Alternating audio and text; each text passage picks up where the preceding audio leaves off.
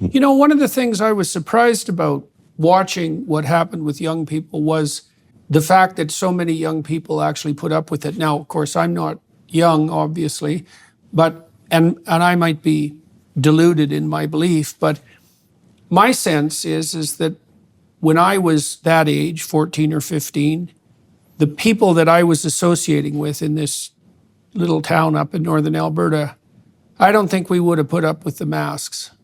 Now, that might just be wrong, but young people did put up with the masks, and for a very long time, and you got sick of it. Yeah, I mean, everybody put up with it, and that's what shocked me. I'm from the riding Renfrew-Nipissing-Pembroke, which is famous for being the most conservative riding in Canadian history. I would have thought it would have been an immediate no, but apparently not. And everybody just went along with it. That it was the new normal, apparently, and I wasn't okay with it. And I knew that there were some people who weren't okay with it in private, but none of them were willing to take the risk of, maybe getting arrested, or even, like, I would go shopping and I'd get the cops called almost every time just because I refused to wear a mask. And you get looked at differently when you're disobeying the rules as a young person. Yeah. So why do you think you weren't willing to go along? And, well, let's do two things. Had you gotten any trouble in school previous to your political involvement?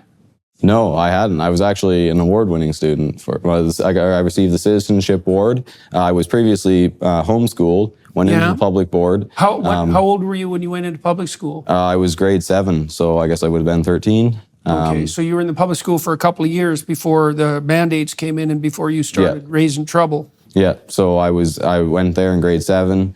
I ended up, the mandates only started to come in right at the end of our grade 8 year. And we graduated, not in person, that wasn't allowed, but I received an award. I had a good reputation. Why do you have a good reputation? Just because I have morals and character, which is not something that should be lacking in an elementary school, but it is. And I mean, my dad was also a teacher, and he had a really good reputation. He actually got to teach me in a couple of my classes, and I graduated from that school, went into high school, and everything just changed. Right. So you weren't a kid with a pattern of troublemaking behavior who used this political opportunity to, elevate himself in status. That wasn't the game. Yeah, never. Okay. So what do you think the mask mandates and the lockdowns over those couple of year period did to people who were essentially your age?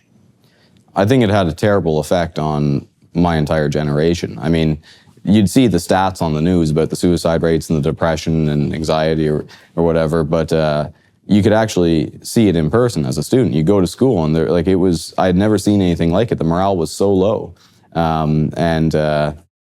I mean, I guess people just didn't think it would have effect when you take young people, tell them they're not allowed to hang out, even on good terms, and it just puts kids on video games and porn and social media, and that becomes their life, and it's completely unhealthy. Well, I was trying to think about how I would have reacted when I was, say, 15 or so. Man, I remember just my father grounded me one weekend when I was a teenager, around 15.